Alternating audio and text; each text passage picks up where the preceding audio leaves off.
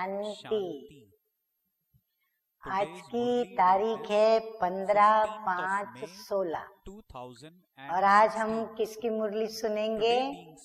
रविवार है, तो हम अपने प्राण प्यारे मीठे मीठे अव्यक्त मूर्तधारी अव्यक्त बाप दादा की रिवाइज कोर्स की मुरली सुनेंगे। तो मुरली की तारीख है 13/4/81 और आज की मुरली का शीर्षक है रूहे गुलाब की विशेषता।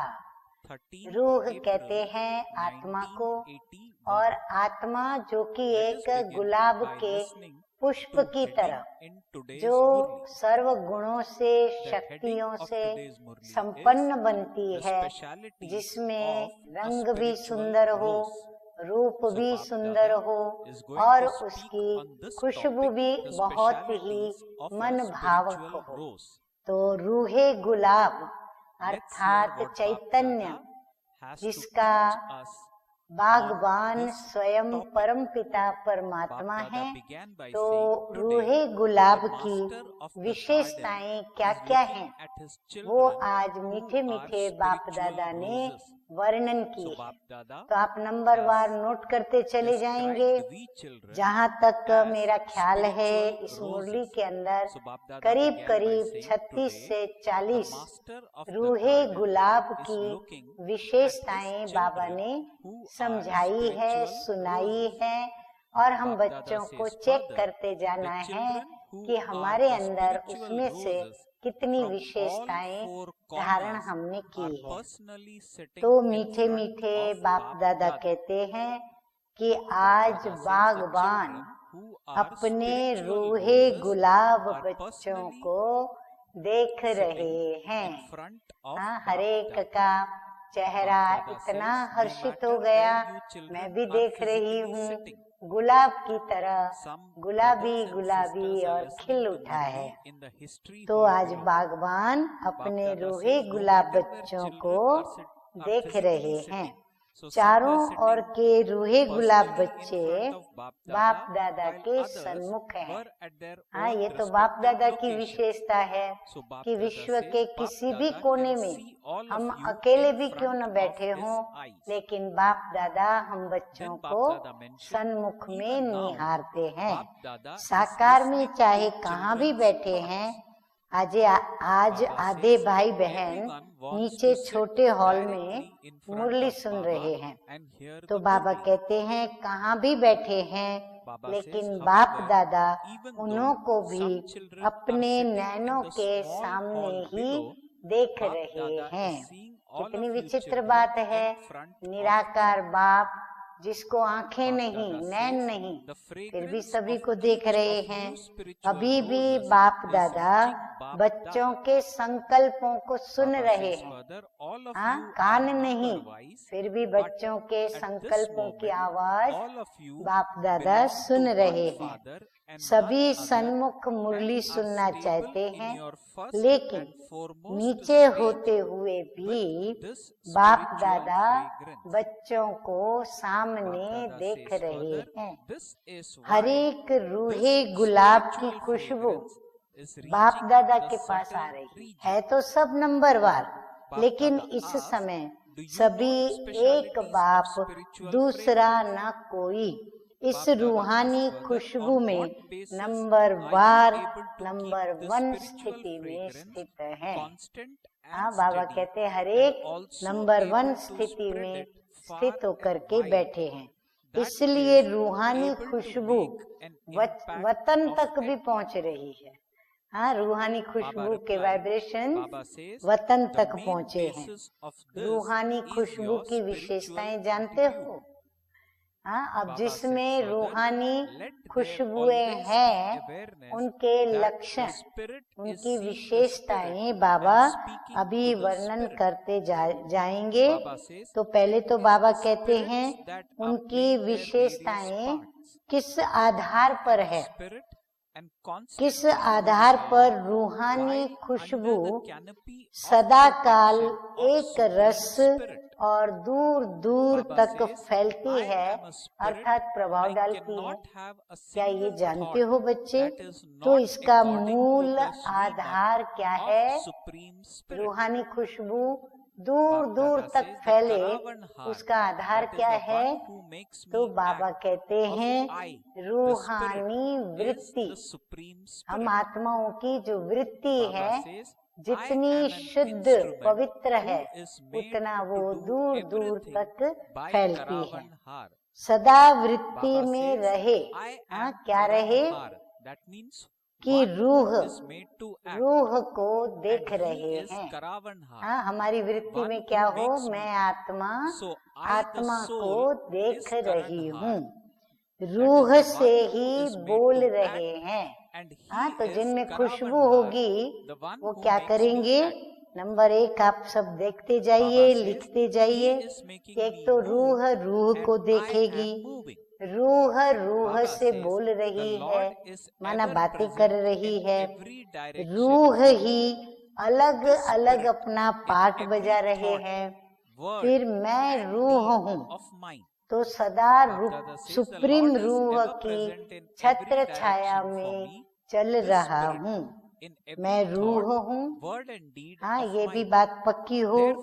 फिर छठी बात, हर संकल्प भी सुप्रीम रूह की श्रीमत के बिना नहीं चल सकता है। मुझ रूह का करावनहार कौन है? सुप्रीम रूह है। नंबर 8, करावनहार के आधार पर मैं निमित्त बनने वाली हूँ। मैं निमित्त बन करके हर कर्म को करने वाली हूँ। 9, मैं करनहार और वो करावनहार है। वह चला रहा है और मैं आत्मा चल रही हूँ।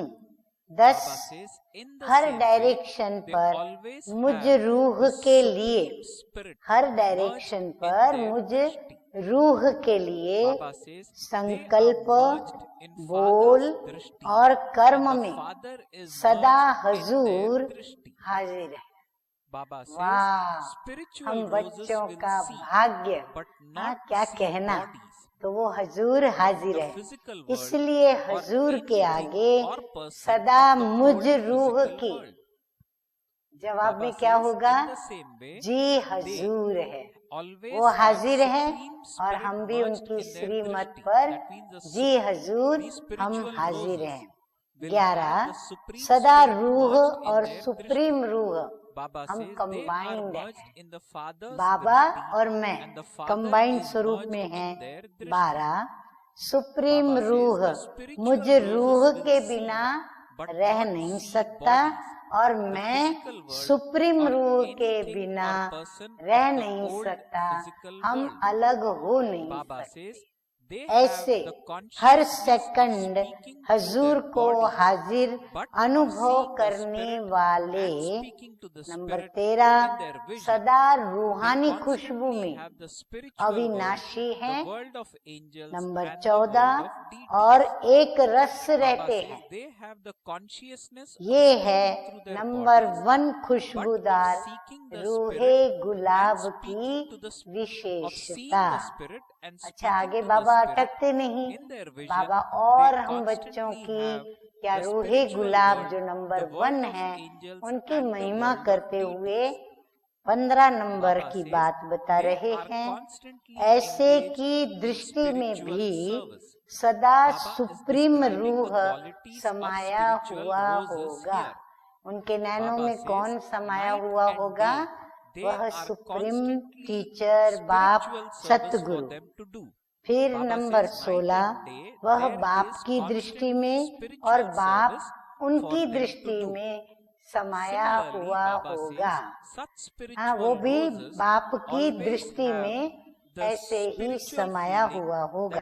नंबर 17, ऐसे रूहे गुलाब को देह की दुनिया, देह व पुरानी देह की दुनिया की वस्तु और व्यक्ति देखते हुए भी नहीं दिखाई देंगे।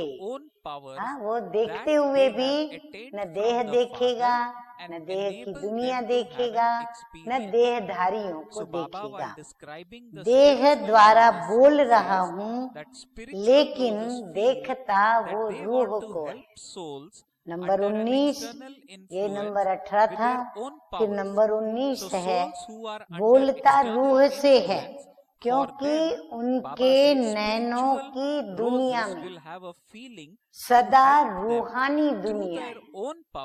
हाँ, उनके नैनों में जैसे बाप समाया हुआ है, ऐसे रूहानी दुनिया भी समाई हुई है। कौन सी दुनिया समाई हुई है उनके नैनों में? 20 नंबर, फरिश्तों की दुनिया और देवताओं की दुनिया है। नंबर 21, वो सदा रूहानी सेवा में रहते, उनको रूहानी सेवा के बगैर कुछ अच्छा नहीं लगता। दिन हो व रात है, लेकिन उनके लिए सदा रूहानी सेवा है। ऐसे रूहे गुलाब की 22वीं विशेषता बताते हुए बाप दादा कहते हैं कि सदा रूहानी भावना रहती उनकी, शुभ भावना कि सर्व रूहें हमारे समान क्या बन जाए? वर्षे के अधिकारी बन जाए, क्योंकि बाप की संपत्ति के ऊपर सर्व रूहानी बच्चों का पूरा अधिकार है। तो उनकी ऐसी शुभ भावना रहती। फिर नंबर 23 बाबा बता रहे हैं कि परवश आत्माओं को बाप द्वारा प्राप्त हुई शक्तियों का सहयोग दे, उन्हों को भी वो अनुभव कराते, उन्हों को भी शक्ति देते, कमजोर से उनको भी बलवान बनाते और अनुभव करावे। नंबर 24, किसी की भी कमजोरी और कमी को नहीं देखेंगे। हाँ, वो रूहानी गुलाब कभी किसी की नकारात्मकता को नहीं देखेंगे।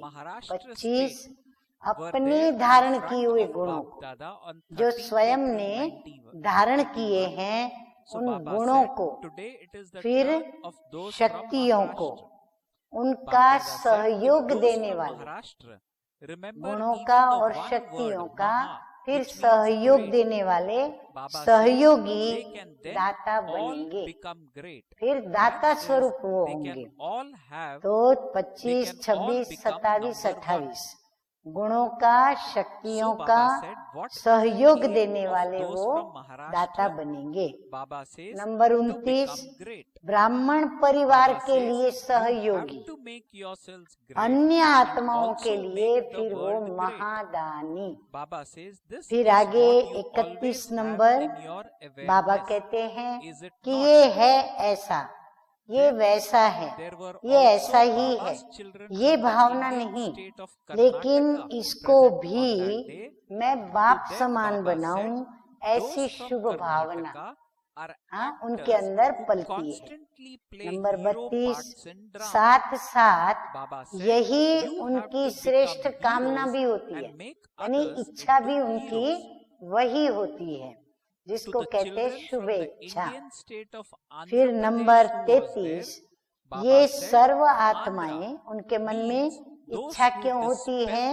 क्योंकि ये सर्व आत्माएं कंगाल, दुखी और अशांत है, तो उनको कंगाल, दुखी और अशांत से सदा शांत, सुख रूप, माला माल बन जाए, सदा स्मृति में यही एक धुन होगी, यही शुभ भावना होगी और यही एक धुन होगी।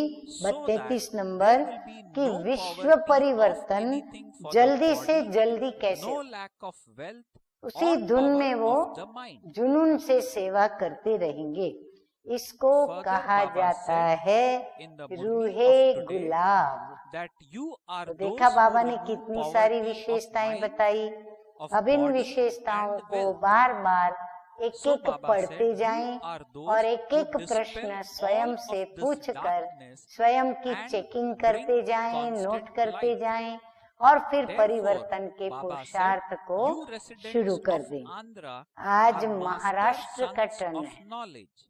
अभी देखो बाबा ने सभी जिनके टर्न हैं, जिस भी जोन के, उनके जोन के नाम का इतना सुंदर अर्थ और परिभाषाएं बतलाई हैं। तो पहले सुनते हैं महाराष्ट्र। आज महाराष्ट्र का टर्न है। महाराष्ट्र वाले सदा एक ही शब्द याद रखें। कौन सा शब्द? जो महाराष्ट्र के अंदर ही है, और वो शब्द है महा। महा माना महान। एक ही महा शब्द को याद रखे तो सब महान अर्थात नंबर 1 बन जाएं। महाराष्ट्र वालों का क्या लक्ष्य है? महाराष्ट्र वालों से मीठे मीठे बाप दादा पूछ रहे हैं, क्या लक्ष्य है? महान बनना। स्व को भी महान बनाना है तो विश्व को भी महान बनाना है। हाँ, यदि ये लक्ष्य पक्का नहीं तो महाराष्ट्र वाले अपने इस लक्ष्य को पक्का करें। यही सदा स्मृति में रहता है ना। हाँ, बाबा को देखो कितना विश्वास है कि महाराष्ट्र वालों की स्मृति में यही बात रहती है। तो बाबा पूछ भी रहे हैं कि यही रहता है ना? नहीं रहता है तो रखना है। अच्छा, अभी आया कर्नाटक। हाँ, कर्नाटक को अगर अलग अलग बोलो, दो कर्नाटक शब्द को 2 शब्दों में विभाजन कर दो तो कर्नाटक माना नाटक कर। और कर्नाटक वाले सदा नाटक में हीरो पार्ट बजाने वाले हैं। नाटक में क्या करे? हीरो पार्ट प्ले करे। बनना भी हीरो है और बनाना भी हीरो है। हाँ, खुद भी हीरो बने उस नाटक के, और जिसको भी बनाए उनको भी हीरो का पार्ट देकर हीरो बनाए। अभी आया आंध्र प्रदेश। आंध्र में से र निकाल दो, अंध। आंध हो गया। आंध माना अंधा। आंध्र अर्थात अंधे को क्या दिखता है? अंधियारा ही अंधियारा। तो आंध्रा अर्थात अंधियारा मिटाने वाले। ताली बजाओ आंध्र प्रदेश वाले। सब प्रकार का अंधेरा। अंधेरा सिर्फ रोशनी, जो आँखों की रोशनी है उसी का अंधियारा नहीं। अब कौन सा अंधियारा, वो भी बाबा आगे बता रहे हैं।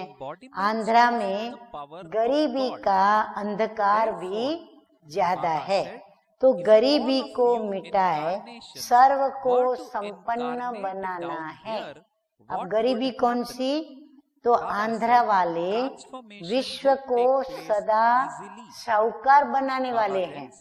तो जो विश्व को साहूकार बनाएंगे उनके अंदर किन किन बातों की अभी गरीबी है जो नहीं होनी चाहिए, जिन बातों में वो भी साहूकार होनी चाहिए। तो जो न तन की गरीबी, न धन की गरीबी, न मन की शक्तियों की गरीबी। हाँ, जो आंध्र प्रदेश में बाबा के बच्चे हैं उनके पास इनमें से कोई गरीबी नहीं। तन मन धन तीनों ही गरीबी को आप मिटाने वाले हो। बाबा कहते हैं आप ये गरीबी को मिटाने वाले हो। इस अंधकार को मिटाकर सदा रोशनी लाने वाले। तो आंध्रा निवासी हो गए। अभी आप जोर से तालियां बजाएंगे सुन करके। आंध्रा निवासी हो गए मास्टर ज्ञान सूर्य। देखो कितनी अच्छी बात बताई बाबा ने। अब टर्न आया है मद्रास का। अब मद्रास को भी दो शब्दों में विभाजन कर दो तो मद्रास। तो बाबा कहते हैं मद्रास अर्थात सदा रास में मगन रहने वाले। हाँ, रास भी कौन सी? संस्कार मिलन की भी रास, खुशी की भी रास, और फिर स्थूल में भी रास करने वाले। हाँ, जल्दी खुश होते हैं और खुशी में जल्दी जैसे नाचते हैं। और मद मगन को भी कहा जाता है। जो मगन होता है ना, तो क्या कहेंगे? मद मस्त है, ये लगन में मस्त है, तो मद मगन को कहा जाता है। तो सदा इसी रास में मगन रहने वाले। तो समझा मद्रास वालों ने? सभी का ऑक्यूपेशन क्या है? अभी तो सबसे मिले ना। बाबा कहते अभी ऑक्यूपेशन आपका क्या है? सब एक दो से मिले ना। तो मिलना किस लिए होता है? कुछ लेने के लिए। बाबा आस्क्ड फर्दर। हाँ, तो बाबा कहते हैं मिलना अर्थात लेना। और लेंगे क्या? सदैव अच्छी चीज लेंगे। कोई अगर हमारे हाथ में उल्टी करेगा तो लेंगे? नहीं लेंगे। कोई थूकेगा तो लेंगे? नहीं लेंगे। तो बाबा कहते हैं मिलना अर्थात लेना, परंतु क्या लेना? सकारात्मकता लेना, गुण लेना, शक्तियाँ लेना, ये सब लेना। तो ले लिया ना। बाबा पूछ रहे मद्रास वालों से, सभी ने एक दो से लिया ना। आखिर तो नैन मुलाकात तक पहुंचना है। हाँ, शुरुआत लेने की करेंगे, धीरे धीरे कर्मेंद्रियों से लेते लेते लेते फिर कहाँ आएंगे? ऊपर ऊपर ऊपर, चढ़ती कला की ओर। आखिर नैनों से लेन देन करनी है। बाप दादा के लिए नीचे व ऊपर बैठे हुए सब, अभी सब ताली बजाइए आप, क्योंकि हम सभी बच्चों को बाबा ने कहा कि नीचे व ऊपर बैठे हुए सब बच्चे VIP हैं। है ना खुशी की बात? अच्छा, अभी बाबा कुछ टीचर्स बहनों के साथ रूरिहान करते हुए, शिक्षा देते हुए, उन्हें भी बहुत सारी बातें बता रहे हैं। तो सभी टीचर्स ध्यान से सुने। बाप दादा सर्वनिमित्त बने हुए सेवाधारियों को किस रूप में देखना चाहते हैं? अब बाबा नंबरवार बातें बताते जाते हैं, ये जानते हो। अब नंबर 1 बाबा बता रहे हैं कि बाप दादा सर्व सेवाधारियों को सदा अपने जैसे बाप के कर्तव्य के कारण, जैसे बाप कर्तव्य के कारण अवतरित होते हैं, वैसे हर सेवाधारी सेवा के प्रति अवतरित होने वाले सब अवतार बन जाए। हाँ, बाप दादा की शुभ भावना देखो। जैसे बाप अवतरित होते हैं, ऐसे आप अवतरित होने वाले अवतार बाप समान बन जाओ। तो ये लक्षण सुनाते जा रहे हैं बाबा। एक अवतार ड्रामा अनुसार सृष्टि पर आता तो कितना परिवर्तन कर लेता। एक बाबा सृष्टि पर आते तो कितना परिवर्तन हो जाता। ऐसे ही वह भी आत्मिक शक्ति वाले, और ये इतने परमात्म शक्ति स्वरूप चारों ओर अवतरित हो जाए तो क्या हो जाएगा? हाँ बाबा, यहाँ धर्म स्थापन करने वाली एक आत्मा यदि अवतरित होती है तो कितना परिवर्तन हो जाता है, एक धर्म स्थापन हो जाता है। तो बाबा कहते अगर इतनी सारी आत्माएं जो परमात्म शक्तियों को लेकर के अवतरित होती हैं आप बच्चों के रूप में, तो बताओ विश्व के अंदर कितना परिवर्तन आ जाए। Baba says there is no need तो सहज परिवर्तन हो जाएगा। बाबा कहते सोचो, आप इतनी परमात्म शक्ति लेके अवतरित होकर के अवतार के रूप में सेवा करेंगे तो क्या हो जाएगा? सहज विश्व परिवर्तन हो जाएगा। जैसे बाप लोन लेता है, हाँ, ब्रह्मा बाबा का तन लोन में लिया है। जैसे बाप लोन लेता है, बंधन में नहीं आता, हाँ, गर्भ से पैदा नहीं होता जो उसके ऊपर बंधन पड़े, लेकिन वो अवतरित होता, प्रवेश करते, इसीलिए वो बंधन में नहीं आता। जब चाहे आए, जब चाहे चले जाए, जब चाहे ब्रह्मा तन में प्रवेश करे, जब चाहे ब्रह्मा तन से चले जाए, निर्बंधन है। हाँ, गुलजार दादी के तन में भी जब चाहे आए, जब चाहे चले जाए, बिल्कुल निर्बंधन है। ऐसे सब सेवादारी शरीर के संस्कारों के, ध्यान से सुने, शरीर के संस्कारों के और स्वभावों के बंधनों से मुक्त, जब चाहे जैसा चाहे वैसा संस्कार अपना बना सके। बाबा कहते हैं ऐसे आप भी शरीर के संस्कार से और स्वभावों से बंधन मुक्त बन जाओ, जब चाहो वैसा संस्कार अपना बना सको। फिर नंबर 6 बात बताते हैं, जैसे देह को चलाना चाहो वैसे चला सको। नंबर 7, जैसा स्वभाव बनाने चाहो वैसा स्वभाव बना सको। ऐसा नहीं कि मेरा तो स्वभाव ही ऐसा है, क्या करूं, मेरे को गुस्सा आ ही जाता है, मैं बस स्वभाव से ऐसे ही बड़बड़ाती हूँ, मेरे स्वभाव में नम्रता है ही नहीं, मेरा बोलना ऐसा कठोर ही है। बाबा कहते ऐसे नहीं कि मेरा तो स्वभाव है ही ऐसा, मैं क्या करूं, मेरा संस्कार, मेरा बंधन ऐसा है नहीं जो मैं निर्बंधन हो जाऊं। लेकिन ऐसे निर्बंधन बने जैसे बाप निर्बंधन है। हाँ, बाबा की शुभ भावना क्या है? ऐसे निर्बंधन बन जाओ जैसे बाप है। कई सोचते हैं हम तो जन्म मरण के चक्र के कारण शरीर के बंधन में, लेकिन ये बंधन है क्या? अब तो शरीर आपका है ही नहीं। क्यों हमारा नहीं?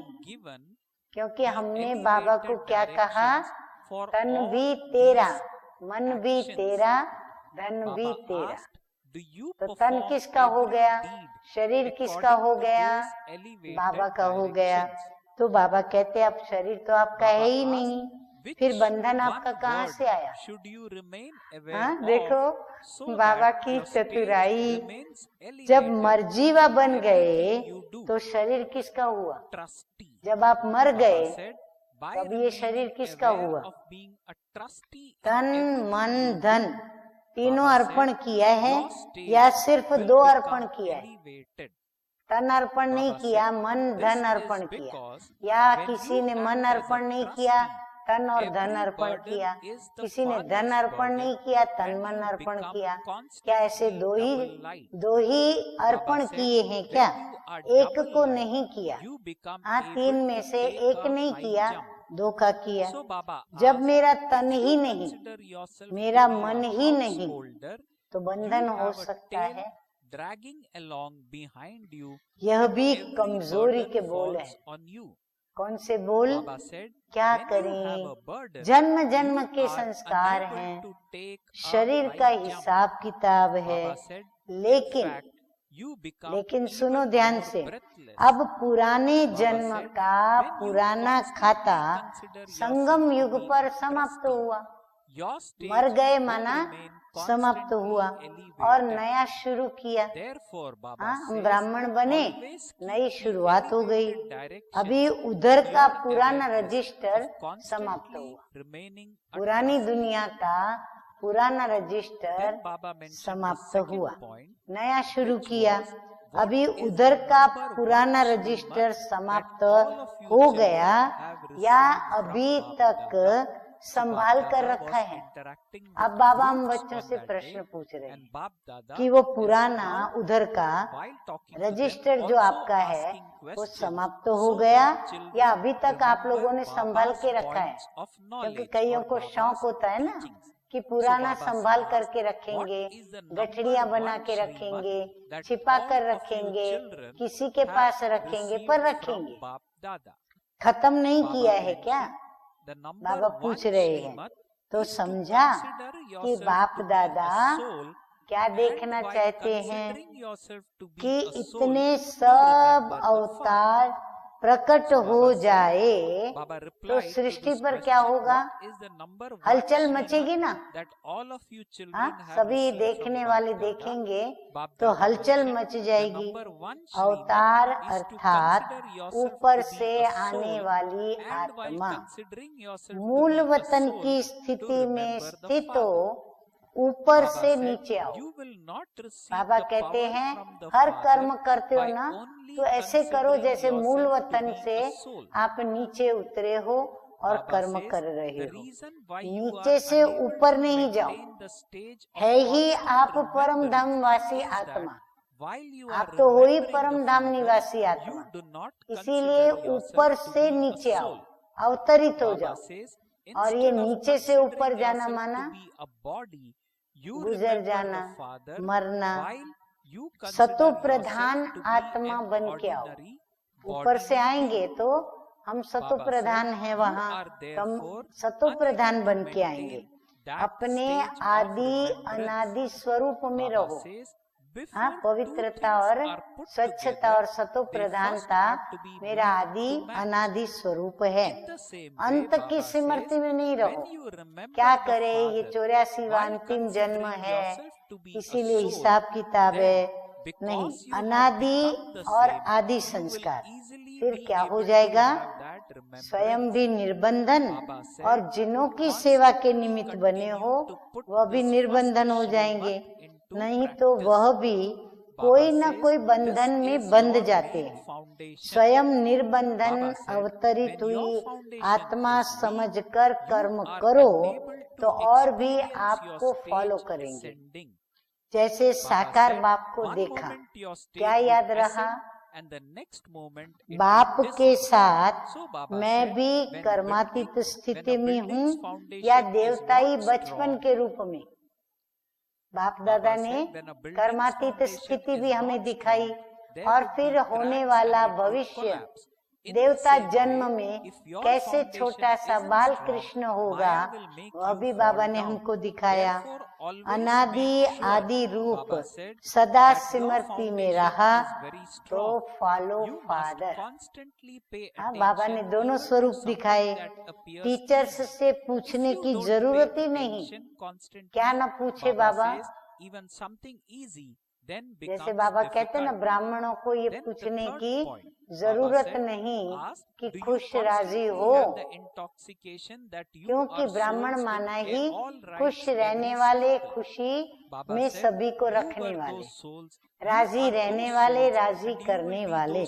तो टीचर्स से क्या पूछने की जरूरत नहीं कि संतुष्ट हो। जरूरत है? टीचर्स बहने बताइए, ये पूछने की जरूरत है? टीचर से पूछना माना टीचर की इंसल्ट करना। अगर टीचर संतुष्ट न हो तो स्टूडेंट्स को या विद्यार्थियों को वो कैसे संतुष्ट रहना सिखलाएगी? इसलिए बाप दादा इंसल्ट तो नहीं कर सकते ना। देखो मीठे मीठे बाप दादा की नम्रता, हाँ, कितनी बेहद कि बाप दादा कहते हैं मैं ऐसी टीचर्स बहनों का ये प्रश्न पूछकर इंसल्ट तो नहीं कर सकता हूँ। जब बाप हम टीचरों का इतना रिस्पेक्ट करते, रिगार्ड रखते, तो हम टीचर्स बहने ये सोचें कि हम सदा सभी को ऐसा रिस्पेक्ट और रिगार्ड देते हैं, या हम चलते फिरते देखते, कभी किसका डिसरिस्पेक्ट करते, डिसरिगार्ड करते और इंसल्ट भी करते। अरे छोटे तो बड़ों की भी इंसल्ट करते रहते। तो हर एक अपनी जांच करे कि कहीं हम ऐसा तो नहीं करते। बाप समान निमित्त हो। हाँ, बाबा देखो कितनी ऊंची नजरों से देखते कि आप बाप समान निमित्त हो। निमित्त का अर्थ क्या हुआ? निमित्त का अर्थ ही है सदा करन करावनहार के सिमरती स्वरूप। माना 24 घंटों स्वप्न में भी वो करन करावनहार की सिमरती में रहते हैं कि मैं करने वाला और वो कराने वाला। यही सिमरती समर्थ सिमरती है। करनहार हूँ, ध्यान से सुने, करनहार हूँ, लेकिन करन करावनहार के आधार पर करनहार। अपनी शक्ति से करनहार नहीं हूँ, लेकिन करण करावनहार की शक्ति से मैं करनहार हूँ, निमित्त हूँ। लेकिन निमित्त बनाने वाले को भूलना नहीं। टीचर्स बहने इस बात को सदा अविनाशी रूप से कायम बुद्धि में रखें कि हम निमित्त को कभी न भूलें। मैंपन नहीं, सदा बाप दादा ही मुख में, मन में और कर्म में रहे। मैं करती हूँ, मैंने किया, मैं ऐसी, मैं वैसी, बस यही अभिमान में मैं का गीत गाते रहें और बकरी स्वरूप दिखाती रहें। तो बाबा कहते हैं कि नहीं, सदा टीचर्स के मुख में क्या हो? बाप दादा ही मुख में हो, मन में भी बाप दादा की स्मृति हो, मुख में बाप दादा के ज्ञान का वर्णन हो, और फिर कर्म में ब्रह्मा बाप के चरित्र हो। यही पाठ पक्का है ना? सभी टीचर्स बहने क्या कहती है? हाँ, अभी तो हम सभी हाँ ही कहेंगी, लेकिन फिर जब कोई परिस्थिति आती है तो स्थिति बदल जाती है। तो अभी हम दृढ़ निर्णय करें सभी कि हम जो बाबा चाहते हैं, हम सदा बाप दादा को अपने मुख में रखेंगे, मन में बाप दादा की स्मृति रखेंगे और कर्म भी हम बाप के समान करेंगे। यही हमारी दृढ़ता का पाठ प्रैक्टिकल में लाएंगे। अच्छा, अब हम क्या सुनेंगे? अब हम सुनेंगे आज का सतगुरु बाप दादा का वरदान। तो वरदान है अपने स्वस्वरूप और स्वदेश। हाँ, स्वस्वरूप है मैं आत्मा रूहे गुलाब हूँ। स्वदेश मेरा कौन सा? शांति धाम, परम धाम, मुक्ति धाम। तो स्वस्वरूप और स्वदेश के स्वमान में स्थित रहने वाले मास्टर लिबरेटर भव। बाबा कहते हैं आजकल के वातावरण में हर आत्मा किसी न किसी बात के बंधन के वश में, कोई न कोई बात की आदत, कोई न कोई अवगुण की आदत, कोई न कोई कमजोरी की आदत के बंधन के वश में है। कोई तन के दुख के भी वशीभूत है, कोई संबंध के बंधन के वशीभूत, कोई इच्छाओं के वशीभूत, कोई अपने दुखदायी संस्कार स्वभाव के वशीभूत, कोई प्रभु प्राप्ति न मिलने के कारण वशीभूत, पुकारने चिल्लाने के दुख के वशीभूत। ऐसी दुख अशांति के वश आत्माएं अपने को उन सभी बातों से लिबरेट करना चाहती हैं, यानी मुक्त होना चाहती हैं। तो उन्हें दुखमय जीवन से लिबरेट करने के लिए अपने स्वस्वरूप और स्वदेश के सम्मान में स्थित रहे, रहम दिल बन मास्टर लिबरेटर बनो। बाबा कहते मुक्त कब कर सकेंगे? जब हम अपने स्वदेश के और स्वस्वरूप के स्वमान में स्थित रहकर और रहम करेंगे उन आत्माओं पर, रहम दिल बनकर, तो फिर हम मास्टर लिबरेटर बन सकेंगे। स्लोगन है आज का, सदा अचल अडोल रहने के लिए एक रस स्थिति के आसन पर विराजमान रहो। यही प्रैक्टिस करनी है कि हम सदा एक रस स्थिति में स्थित रहें।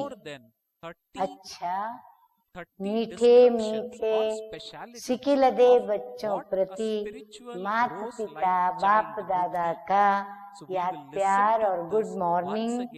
रूहानी बाप की रूहानी बच्चों को नमस्ते। हम रूहानी बच्चों की रूहानी बाप दादा को याद प्यार, गुड मॉर्निंग और नमस्ते नमस्ते। ओम